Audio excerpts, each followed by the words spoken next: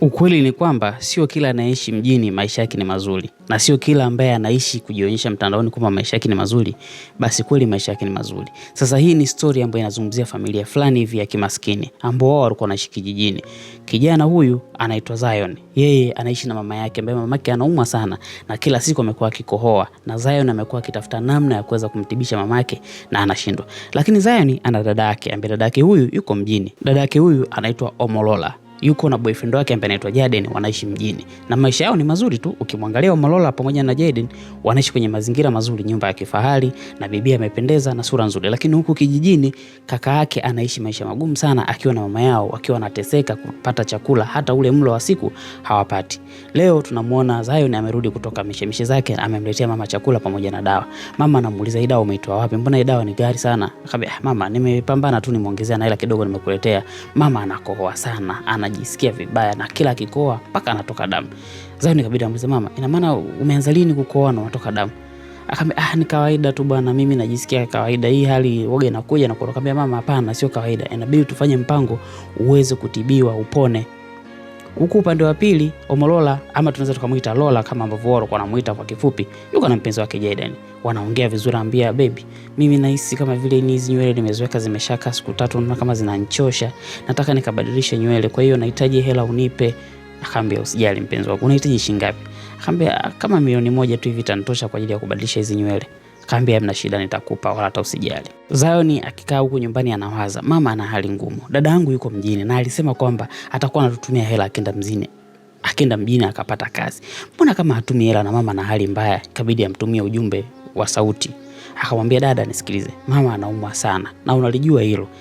Naomba tutumie hela tukanunue dawa, huku maisha ni magumu mno, hakuna chochote, na mimi nimeshindwa kufanya kazi yangu baada ya kumaliza masomo kwa sababu nimekuja kumtekea mama na mhudumia mama kwa hali na mali, lakini wewe uliahidi utatuma hela, mpaka leo hujatuma hata 100. Tafadhali naomba tusaidie, mama anaumwa vibaya mno, hakuna chakula, hakuna chochote ndani, tutumie hiyo hela kama unayo. Huku upande wa pili Lola akiwa na mpenzi wake wanajadili. Ikabidi mpenzi wake amuulize, hujawahi kuzungumzia kuhusu familia yako? Kwani familia yako iko wapi? Lola akamwambia, mimi familia yangu iko Canada, wanaishi Canada. Ndugu zangu, mama yangu pamoja na wengine wote wanaishi Canada. Akamwambia, na mimi na ndugu zangu Canada. Unaonaje siku moja tupange safari twende Canada, mimi na wewe ukaonana na ndugu zako na mimi nikaonana na ndugu zangu, alafu mwisho wa siku ikiwezekana tufanye family meeting. Akamwambia, ni sawa, lakini leo hapa tuko tunakula baby, naomba hii mada tuiache, tutaizungumza siku nyingine. Huu ni wakati wa kula, si unajua muda wa kula hutaki kupiga sana story. Akamwambia, sawa, haina shida, tutalijadili siku nyingine ile swala. Huko kijijini wakati Zion anafua, message ikaingia ya muamala, imethibitishwa. Zion kucheka, naona mbona ametuma 8,000. Ikabidi ampigie simu dada. Akamwambia, dada, unajua kwamba umetuma shilingi 8,000? Akamwambia, ndio nilionayo 8,000. 8,000 haitoshi hata nauli ya kutoka hapa nyumbani kwenda hospitalini. Sasa si 8,000 itatusaidia nini? Akamwambia, ndio nimekwambia, ndio hiyo nilionayo, sina hela yoyote. Akamwambia, wewe umesema unaenda mjini kutafuta kazi na ulisema ushapata kazi, alafu sasa hivi unasema una hela. Kivipi una hela? Akamwambia, sikiza, na wewe tafuta kazi upate hela uweze kumtunza mama yako. Usiweze kunipigia simu mimi kila siku nataka hela za kumtunza mama. Kwani mimi ni mamangu pekee yangu? Si mama yako nawe pia? Ikabidi Zion aende kwa mama yake kumwambia, mama, unajua mwanao alichokifanya? Ametuma hela. Hebu nipe nione ametuma shilingi ngapi. Mama akachoka sema, wow, 80,000. Sio 80,000 mama, angalia vizuri, ni 8,000. Hiyo ndio kiasi ambacho binti yako ametuma, 8,000. Mama akabaki anasikitia sana, binti yangu amepatwa na nini? Kwa nini anafanya hivi? Lakini akamwambia, mama, binti yako ameenda mjini kutafuta kazi na alisema ameshapata kazi na alituambia tu ana maisha mazuri, lakini ona ametuma shilingi 8,000. Mtandaoni ukimwangalia ana post picha kwamba amependeza, mara yuko vacation, mara yuko wapi, lakini kutuma hela kwa ajili ya kukutibu wewe mama anashindwa. Mama, sasa hivi unaumwa, unakoa mpaka unatoka na damu, lakini hamna chochote ambacho binti yako anakifanya. Hivi kweli unamwelewa binti yako? Akamwambia, sasa usimlaumu, uwezi jua huko aliko anaishije. Akamwambia, nisimlaumu. Sawa, wewe tuendelee kupambana. Wewe mama, unaona kama vile hali yako wewe ni ya kawaida, lakini kiukweli hali yako sio nzuri, inabidi tujue tupate namna ya kuweza kutibisha. Zion kila kikaa usiku anawaza, anamfikiria mama yake tu. Mama yake anakohoa, anaumwa, anashindwa kulala usiku, kikohozi ni kikubwa na kila kikohoa anatoka damu. Zion anamwambia mama, jikaze mama, tutatafuta tu hela. Wanaishi kwenye chumba ambacho ni chumba kimoja tu. Zion analala kwenye kochi, mama analala kitandani. Lakini kila mama anavyokohoa damu zikitoka, Zion anajisikia vibaya, anasema, hivi mama yangu ataenda kuteseka hivi mpaka lini? Na kwa nini dada ameamua kututelekeza, ameenda mjini kutafuta maisha, alafu anasema kwamba hawezi kututumia hela, anatuma shilingi 8,000. Mama analalamika kichwa kinamuuma, Zion anajisikia vibaya. Kabisa sasa Zion anasema sasa mama sikiliza. Unaonaje tufunge safari, twende mjini tukamtafute binti yako, tukamtafute dada, atatusaidia. Unajua mama kama unavyompigia simu hivi atuoni, hawezi kutusaidia. Inabidi twende tuone uso kwa uso. Labda uenda akatuonea huruma akatusaidia. Kwa sababu Aisha kuniambia mimi anapokaa napajua na nimewahi kwenda kusalimia siku moja. Kwa nini tusiende leo tukamwenda kumuona dada akatusaidia tupate hela matibabu? Mama akaambia sawa, haina shida mwanangu, kama unapajua twende tukamuone. Sasa Zion ikabidi afunge safari yeye na mama yake kwenda kumtafuta dada yake mjini ili aweze kumsaidia na ile hali ya mama yake. Walipofika mjini, Zion alikuwa anakumbuka kwamba nakumbuka njia ni hii na mtani huu, nyumba namba 8. Hebu twende tusogee kwenye mtaa, kuna nyumba namba 8 nakumbuka ndo dadangu alikuwa anakaa hapo. Twende tukaangalie. Walipofika pale wakamkuta mlinzi. Mlinzi akauliza mnamtafuta nani? Akamwambia tunamtafuta dada mmoja hivi anaitwa Lola. Akamwambia Lola, sidhani kama anakaa hapa. Akamwambia anakaa hii nyumba namba 8. Akamwambia kuna mtaa wa pili pia pale kuna nyumba namba 8. Labda utakuwa mnamtafuta mtu mwingine. Ikabidi Zion amuonyeshe picha. Akamwambia namtafuta. Akamwambia Oga's girlfriend. Mama akashtuka. Oga girlfriend? Unamaanisha nini? Akasema yuko ndani. Huyu ni mpenzi wake wa bosi wangu, yupo ndani mama. Karibuni sana. Ikabidi wakaribishe. Walipofika kule ndani, Zion akampigia simu dada yake, mwambie dada, tuko sebleni hapa. Naomba utoke. Wakiangalia ukutani picha, wanaona picha za Bi Lola akiwa na mwanaume. Mama anashangaa. Maana binti yangu alishaolewaga na anaishi maisha mazuri hivi afu mimi sijui. Ikabidi wakae kwenye kochi. Sasa huku Lola anashtuka kwamba mko sebleni? Mko sebleni kivipi yani? Zion anambia tuko nyumbani kwako kwa shuka. Lola anashuka na akuta kama mama, mnafanya nini hapa? Mmekuja kufanya nini? Yani hapa nyumbani mnafanya nini? Naombeni muondoke haraka sana kwa sababu hapa nyumbani sio kwangu na mimi naishi na mtu ambaye anajua mimi sina familia hapa Nigeria. Nyinyi mnafanya nini hapa? Hivi mmechanganyikiwa? Yani mmetoka huko vijijini mnakuja tu kaa nyumbani kwangu. Hebu naombeni muondoke. Mama akamwambia jamani, binti yangu, na maana unanifukuza mimi kwa sababu unaishi kwenye maisha ya expensive hivi, unaishi nyumba nzuri la kifahari, utaki mimi nikae kwa sababu mamako mimi ni maskini, sina maisha. Akamwambia mwanangu, yani hata hizo nywele zako unavyoona hapo na uhakika si chini ya 50. Lakini wewe utaki kukaa na mimi kwa sababu tu mamako mimi ni maskini naumwa.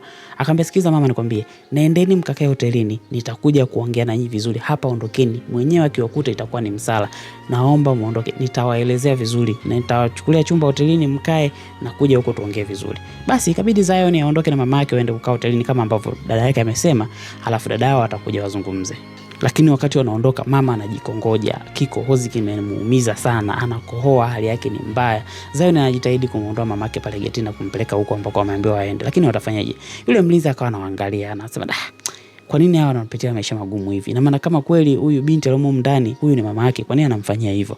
Lakini yule mlinzi akaona hii sio shughuli yangu, naomba niachane nayo, nisifuatilie. Zion akamkongoja mama yake na kumpeleka hotelini. Lakini njiani wakati anatoka, Jaden alikuja na gari na aliwaona wakati wanatoka. Kama akajiuliza, watu mbona kama wametoka nyumbani kwangu? Kuna nini? Lakini akawa ameachana nao, akaingiza gari yake ndani kwake. Alipofika ndani mle, ikabidi amuulize mlinzi. Kuna watu nimepishana nao pale getini. Ni wakina nani? Akamwambia, ni watu tu walikuja kuomba kazi. Sasa nimemwambia kwamba sasa hivi hamna kazi kwa hiyo wameondoka. Akamwambia, haya. Jaden akaingia ndani akakutana na Lola. Lola akamkaribisha, "Hey baby, nimekumisi, karibu za kazini." Lola anaonyesha kama vile hamna kitu chochote kinachoendelea. Ana furaha na maisha mengine yanaendelea kama vile hamna kilichotokea. Ikabidi Jaden amuulize mpenzi wake, kuna watu nimepishana nao pale getini, kama inaonekana wametoka ndani. Kwani ni kina nani? Akamwambia ni mtu tu alikuja pale akasema anaomba kazi sio ya ulinzi mara sio nini. Mimi nimemwambia waondoke bwana, watu wenyewe wachafu hawezi kufanya kazi yoyote. Akamwambia lakini mimi nahitaji dereva pamoja na mtu wa usafi. Kwa hiyo nadhani wale wanaweza kafaa, maana nimeona ni mwanamke na mwanaume. Akasema bwana achana nao, wale ni wachafu sana, alafu mimi sidhani kama wanaweza kufanya kazi yoyote ndani. Kwa mfano yule kijana mimi hata sioni kama anafaa kufanya kazi yote. Akamwambia anyway sawa. Akamchukua mpenzi wake na kumpeleka juu chumbani. Baadaye Lola ilibidi aende kwa mama yake na ndugu yake kwenda kuambia, nisikizeni niwaambieni, nyinyi mmekuja nyumbani bila taarifa. Alafu mimi pale ninapoishi naishi kwa watu. Na yale maisha mimi nayoishi sio ya kwangu. Kwa hiyo naomba mkae hapa, ikiwezekana mrudi kijijini kwa sababu siwezi kuvumilia nyinyi mje pale nyumbani mniharibie maisha. Mimi natengeneza future kwa ajili ya maisha yangu. Kwa hiyo nyinyi sikizeni niwaambieni, rudini kijijini mkaishi. Maisha ni magumu kama mnavyoona kwenu na kwangu pia ni magumu. Msione naishi kwenye nyumba ya kifahari mkaja na maisha mazuri. Mimi ile nyumba sio yangu, ile nyumba ni ya boyfriend wangu. Kwa hiyo mimi sidhani kama mnaweza mkaja mkakaa pale. Zion ikabidi adake akasema kama ni nyumba ya boyfriend wako, kwa hiyo unatuacha sisi hapa tunatutelekeza na maisha ni magumu, mama anaumwa, hali ni mbaya, eti kwa sababu ni nyumba ya boyfriend wako. Kwa nini wewe hutaki sisi tuje tuishi pale na tuishi maisha mazuri? Ina maana wewe. Akamwambia nisikizeni nikwambie, ile ni nyumba ya boyfriend wako, hamwezi kuja mkakaa pale. Sawa, hatuwezi kuja kukaa pale. Kwa nini haututumie hela?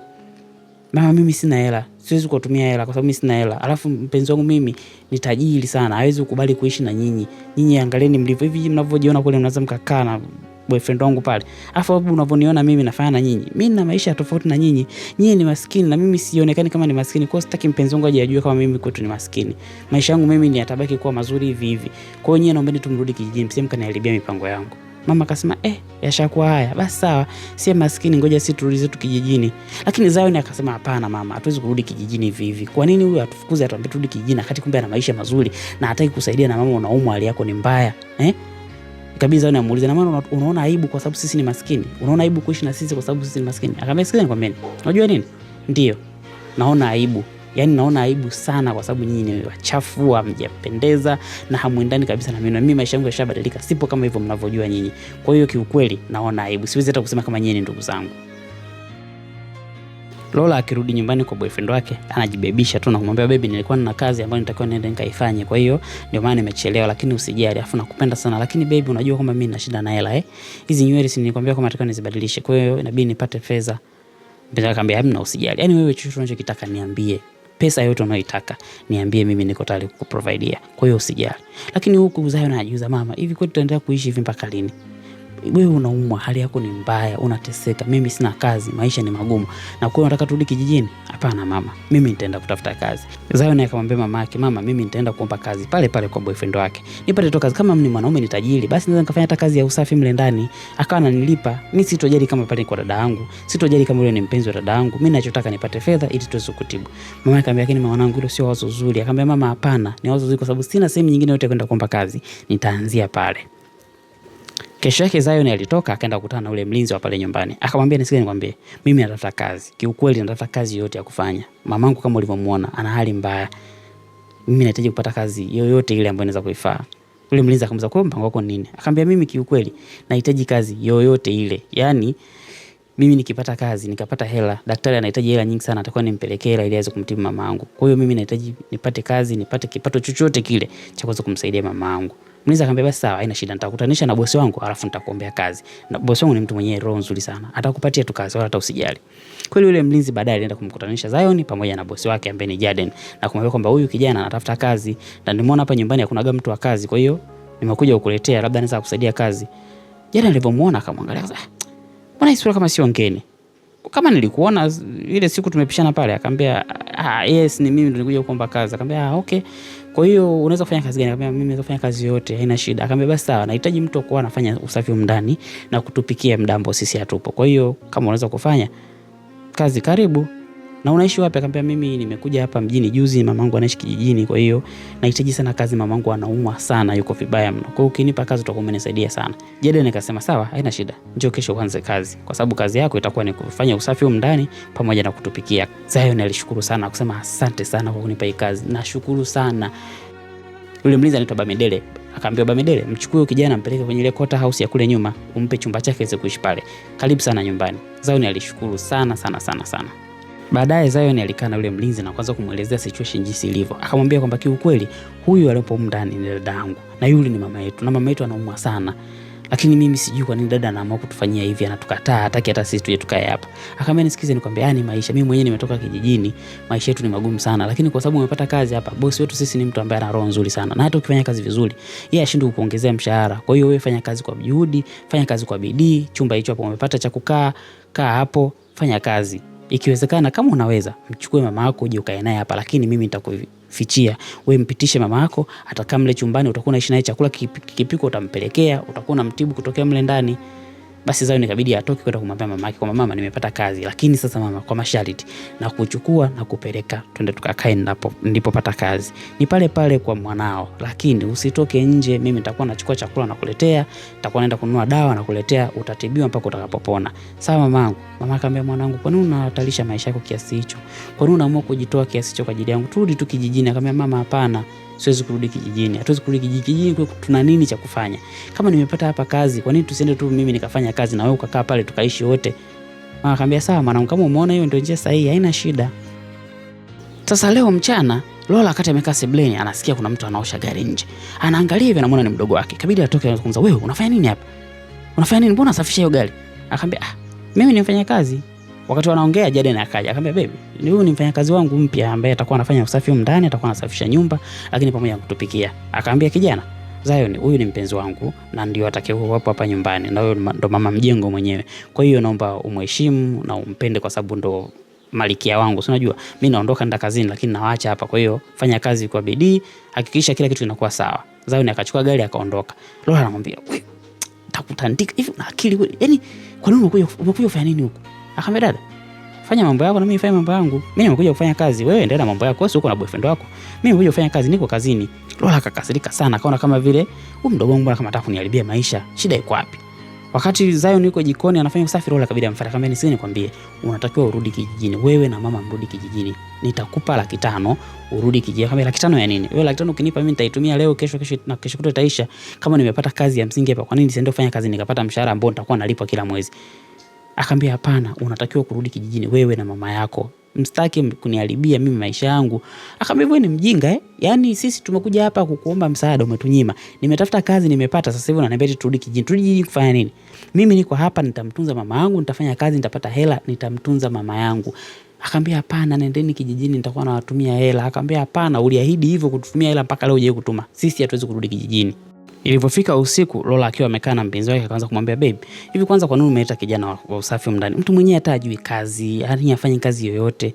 Akamwambia, "Hapana, yule kijana anafanya kazi sana, anajituma na mimi nimeona ni mtu ambaye anafanya kazi kwa juhudi kwa kweli. Na tulikuwa tunahitaji mtu wa kutusaidia ndani. Kwa hiyo sioni kama kuna ubaya kumwajiri." Akamwambia, "Hapana, mimi sijavutiwa naye, kabisa sijampenda. Mtu mwenyewe mchafu, hata haeleweki. Mimi naomba tu mfukuze." Akamwambia, "Penzi wangu, kwa nini nimfukuze? Kwani kuna kosa gani amelifanya?" Akamwambia, "Mimi simuelewi tu, hata afanye kazi, nyumba kila siku ni chafu, hamna usafi hata ambao anaufanya. Mimi kiukweli hata sifurahi kazi yake." Akamwambia, "Hamna, usijali. Yule kijana ni bwana mdogo na anahitaji kazi. Kwa hiyo huenda hii ndio sehemu yake ya kupata riziki. Muache apate kazi, afanye, siku akikosea tutaona kama kuna uwezekano wa kumfukuza, tutamfukuza, lakini kwa sasa hivi mimi sijaona kosa lolote kwa hatuwezi kumfukuza." Lola akakasika, lakini mpenzi wake anambembeleza pale akamwambia, "Hamna, usijali. Kama kuna tatizo lolote nitakwambia." Kweli ilipofika usiku, Zion ikabidi amchukue mama yake na kumpeleka pale nyumbani usiku na kumuingiza kwenye ile nyumba. Wakawa wanalala kitanda kimoja yeye na mama yake. Mama anamwambia, "Na maana kweli binti yangu anaishi kwenye nyumba nzuri kama hii na maisha mazuri kama haya, lakini hataki kweli sisi tuje tuishi hapa. Hataki hata sisi tujulikane kama sisi ndugu zake. Kweli hivi binti yangu amepatwa na nini?" Zion anambia, "Mama, tulia. Binadamu mtoto wako hivyo. Huwezi jua, dada amebadilika, amekuwa na maisha ya ajabu. Kwa vumilia tu mama, kwa kuwa tumeshapata sehemu ya kukaa kwa sasa hivi, tutafute hela, tutakapopata maisha mengine yataendelea." Zion kama kawaida, kadri siku inavyozidi kwenda, yeye anaenda kufanya usafi pale sebuleni. Hana habari, haonyeshi hata kama ana undugu na yule dada, na haonyeshi hata kama anamfahamu yule dada. Anafanya kazi zake kama kawaida. Leo yuko sebuleni anasafisha pale TV na meza. Lola akaanza kumwambia, "Nisikize nikwambie, naona kama vile unafanya kazi kizembe. Ukimaliza kufanya kazi hapo naomba utoke nje ukasafishe vile vio. Na hakikisha vinasafishika, haswa vinakuwa visafi kwa sababu vina vumbi na ni vichafu, sawa?" Zion akamwambia, "Sawa, haina shida, nitaenda kusafisha madam." Baadaye alikwenda kusafisha, Lola kabidi amfuate akamwambia, "Sikiza nikwambie, hivi unafanya kazi gani? Mimi mbona kama sioni chochote unachokifanya? Hapa ni pachafu, hamna chochote cha kusafisha. Yaani mimi sioni kazi yote unaifanya. Kama kazi imekushinda naomba tu uondoke. Kiukweli mimi sifurahishwi na usafi wako. Naomba tu uondoke." Lakini yale maneno wakati yanaendelea, Jaden yupo juu anamwangalia na, "Kwa nini huyu dada anamfokea sana mfanyakazi? Mbona kama mpenzi wangu amekuwa siku hizi ni mkali sana kwa ukaka? Ana shida gani? Amemkosea nini?" Lakini akaacha kufuatilia kwa sababu akaona ni kama vile mambo ambayo hayamhusu. Lola akaendelea kumfokea na kumwambia, "Nisikize nikwambie, hakikisha unafanya usafi panakuwa pasafi. Wewe mtu mwenyewe ni mchafu, usafi umeujulia wapi?" Jioni wakati wa chakula, Lola ikabidi amwambie mpenzi wake, "Baby, kiukweli nina shida. Ndugu zangu wana shida ya hela. Nahitaji kama milioni 2 hivi nimtumie mama yangu. Mamangu ana shida sana na hela. Ila sitaki nikusumbue na wala sikutaka kusumbua. Kwa hiyo naomba tu nisaidie. Sijai kukuomba hela kiasi hiki kwa ajili ya familia yangu, lakini mamangu ana shida sana. Naomba unipe milioni 2 nimtumie." Zion akaa juu anasikiliza, anasema, "Mamake ana shida na yuko nje ya nchi. Amemdanganya kumbe hata mamake kwamba yuko nje ya nchi. Mungu wangu." Zion akasema, haya." Akabidi ashuke pale chini, akaambia kuna maboksi haya nilikuwa nasafisha mle ndani. Jaden ikabidi amuite Zion, akamwambia, "Unauma?" Zion akamwambia, "Hapana, siume." Akamwambia, "Nimekuwa nikisikia mtu anakohoa sana kule chumbani kwako usiku. Nikajua labda ni wewe unaumwa. Kama unaumwa sema tukupeleke hospitalini." Akamwambia, "Ni mimi, unajua hapa Lagos kuna vumbi, afu mimi nilipotoka kule kijijini vumbi la kule limenikataa. Kwa hiyo kuna muda nakohoa, kwa hiyo sauti yangu kidogo inakwaruza, kwa hiyo usijali, ni swala tu la vumbi, hamna, mimi siume." Akamwambia, "Sawa, ila kama unaumwa sema tukupeleke hospitalini." Akamwambia, "Hamna, siumwi." Basi Zion akabidi aondoke pale. Kesho yake Zion ikabidi amfuate dada yake na kumwambia, "Dada, nisikilize nikwambie. nimekusikia unamuomba boyfriend wako milioni 2. Naomba utupatie hiyo milioni 2 tukamtibu mama. Vinginevyo nitamwambia boyfriend wako ukweli. Akamwambia anitishia, najua uweza. Akamwambia siwezi. Kama usipotupa hiyo milioni 2 ya kwenda kumtibu mama, nitamwambia boyfriend wako ukweli kwamba mimi ni ndugu yako, na nitamwambia ukweli kwamba wewe umedanganya kwamba ndugu zako wako Canada, sisi ni ndugu zako na yule ni mama yako. Akamwambia hebu usinitishie, kama vipi ondoka hapa. Zion akabidi aondoke. Akamwambia lakini usipofanya hivyo nitaweka ukweli wazi. Zion alienda kwa mamake wakati wanaongea muamala kwa umeingia milioni 2. Walifurahi sana. Akamwambia mama sikize, imepatikana fedha milioni 2, nitapeleka hospitalini kutibu na nitahakikisha unapona. Hii hela komoa sana dada kuitoa. Kiukweli dada asingeweza kutoa hela pasipo mimi kumtishia. Kwa hiyo hela imetoka, naomba tuende hospitalini nikakutibishe upone. Then baadaye tutarudi kijijini. Mimi nitaendelea kubaki hapa na kufanya kazi kama kawaida, wewe utaendelea kuishi kule kijijini. Mama alifurahi sana kuona kwamba mwanangu kweli ananipenda. Yaani mwanangu amekuja hapa mjini siku kadhaa tu tayari ameshafanikisha kupata milioni 2 ya mimi kutibiwa. Hata kama ameipata hiyo milioni 2 kwa kumshurutisha dada yake, lakini dada yake alishindwa nini kutuma hiyo milioni 2 toka hapo kijijini mpaka ambapo wameamua kuja pale mjini na kukaa kwenye ile nyumba. Mama alifurahi sana. Na Zion pia alionyesha kufurahi kwa sababu anajua kwamba sasa mama yake atatibiwa. Usiku ulipofika kama kawaida, Lola anamshauri sana boyfriend wake amfukuze Zion pale nyumbani. Lakini Jaden anamuuliza, "Kwani una shida gani? Mbona sielewi? Kwa nini kila siku unataka kumfukuza kijana?" Akamwambia, "Huyo kijana ni muuni, yani unapomwona vile. Yani ni mchafu kwanza, hamna anachokifanya. Mimi namjua, wewe umjui." Jaden akabidi kumza, "Kwa nini unamjua? Sikuwahi kujua kama unamjua." Akamwambia, "Sio kumjua hivyo. Mimi ndo nashinda hapa nyumbani.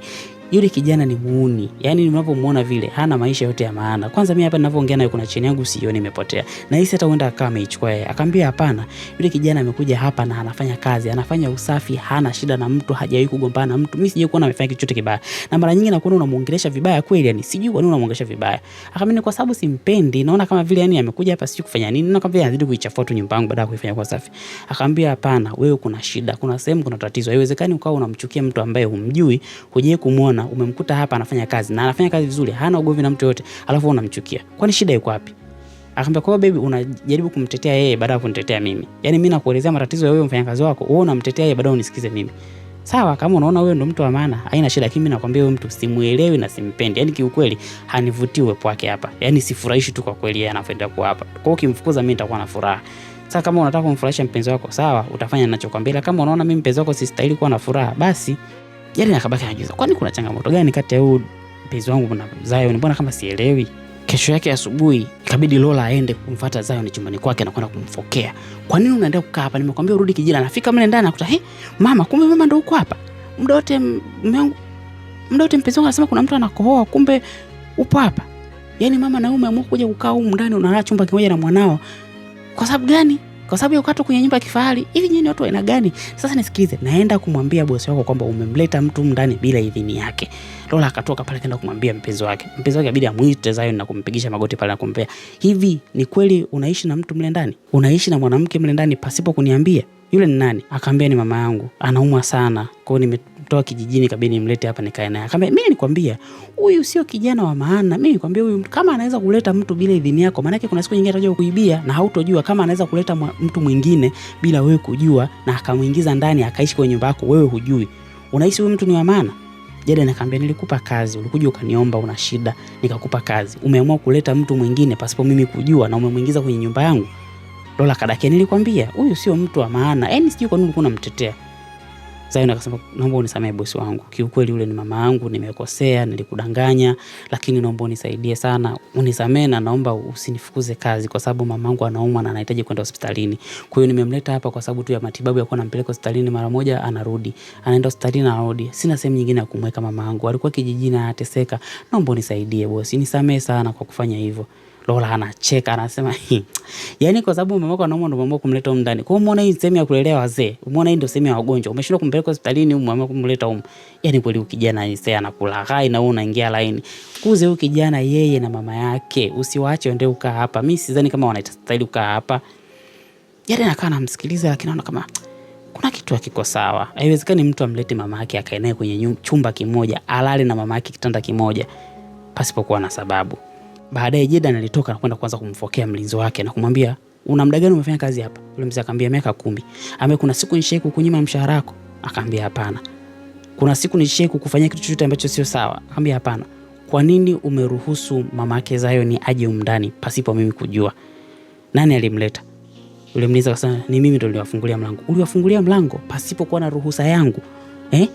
Yaani ukaamua kuwaruhusu waingie ndani. Umeichoka kazi yako? Akamwambia hapana bosi, sijaichoka kazi, lakini yule ni mama wa Lola, kwa hiyo nilivyoona ni mama wa madam nikaamua kumruhusu aingie. Jade akasema mama wa nani? Umesemaje? Akamwambia yule mlinzi akaona tayari kashaharibu dili. Ikabidi sasa Jade arudi ndani kwenda kumconfront mpenzi wake na kumuuliza ukweli. Na alipofika pale alikuta akiwa amekaa yeye pamoja na Zion wanabishana. Akamuuliza, "Ni kweli? Naomba nikuulize swali, nijibu ukweli. Yule ni mama yako ama sio mama yako? Zion ni kaka yako au sio kaka yako?" Lola kabaki na shangaa. Zion ikabidi aitikie ndio, mimi ni kaka yake na yule aliyepo kule ndani ni mama yetu. Jade anajisikia vibaya sana. Akamwambia na maana miaka yote hii umekuwa ukinidanganya kwamba wazazi wako wako Canada, kumbe mamako yuko hapa na anaumwa, na umekuwa ukimtreat vibaya huyu, kumbe ni ndugu yako, kaka yako wa damu. Kama unaweza kumficha mama yako, kama unaweza kumtreat hivyo ndugu yako wa damu, mimi nani ambaye unaweza kunitreat vizuri? Utanifanyia nini cha maana kama ndugu zako wa damu unaweza kuwafanyia hivyo? Naomba unisikize mpenzi wangu, mimi sikufanya vile makusudi, kwa sababu niliona wewe ni mwanaume tajiri, na nilikudanganya kwa sababu nilijua mimi siko hadhi yako. Kwa hiyo niliona bora nijiweke kama mtu ambaye ni hadhi yako, ambaye naweza nikaishi na wewe, nikajifanya kwamba mimi ni mtoto wa kishua, lakini mimi sio mtoto wa kishua, mimi ni maskini. Nilijua wewe ni mwanaume ambaye unataka mwanamke ambaye ana maisha mazuri, mwanamke anayejipenda, mrembo. Sasa mimi nimetoka kwenye background mbaya, maskini, sina chochote, sidhani kama ungeweza kunikubali. Kwa hiyo ndio maana nikaamua kufanya hivyo. Akamwambia hapana, umekosea sana, hukutakiwa kunificha, na mbaya zaidi hukutakiwa kuwafanyia hivyo ndugu zako. Mama yako wakukuzaa, ndugu yako wa damu unamtreat vile. Hapana, kiukweli umenikosea sana na naomba uondoke tu hapa nyumbani. Sitaki hata kukuona. Nilikuwa nimekuja na hii pete kwa ajili ya kukuchumbia. Siku zijazo nilikuwa nimepanga twende baharini nikakuchumbie uwe mpenzi wangu, lakini kwa hiki kinachotokea sasa hivi na kinachoendelea, kiukweli siwezi. Yaani naona kabisa siwezi kukuchumbia. Na sidhani kama inaweza ikatokea kwa sababu nimejua ukweli wako na nimejua uhalisia wako. Utanisamehe sana. Jade akamchukua Zion pamoja na mama na kuwapeleka kwenye nyumba na akamwambia kwamba nimenunua hii nyumba kwa ajili yenu. Naomba mkae hapa. Mmeteseka sana. Kijana, umenifanyia kazi nzuri kwa muda mfupi sana. Nimekupenda na nimeona wewe ni mtu ambaye unaweza kujituma. Kama umeweza kukaa chumba kimoja na mama yako, ni mtu ambaye unaupenda na unampenda mama yako. Kwa hiyo kaeni kwenye hii nyumba. Hii nyumba ni kwa ajili yenu na mtakaa hapa.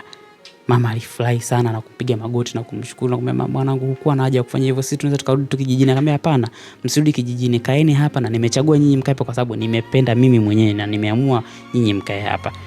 Baadaye Lola alienda kumfuata Zion na kumwomba msamaha, lakini Zion akamwambia hapana, mimi sihitaji msamaha wako. Lola alipiga magoti na kulia na kumwomba msamaha, lakini Zion alishindwa kumsamehe. Lola akaanza kukumbuka maisha ya nyumbani alipokuwa analelewa na mama yake alipokuwa anamtreat vibaya. Kwa hiyo ile chuki ambayo yote unayoiona pale imetokana na malezi ya mama. Mama alikuwa anamtreat vibaya Lola na Lola alikuwa anajisikia vibaya sana kutreatiwa hivyo na mama yake. Kwa sababu tu ya umaskini, Lola akaona mimi siwezi kukubali kuishi maisha ya kimaskini tena. Nitaishi maisha ya kufeki mpaka nitakapoweza kupata pesa zangu na kuwa na maisha mazuri. Hiyo ndio ilikuwa sababu kuu ya kwa nini Lola aliamua kufeki maisha yake na kuwakata ndugu zake. Hii filamu inaitwa Hidden Roots kutoka kwa Nigeria. Mimi naitwa Amani Kilaha. See you the next episode. Bye bye.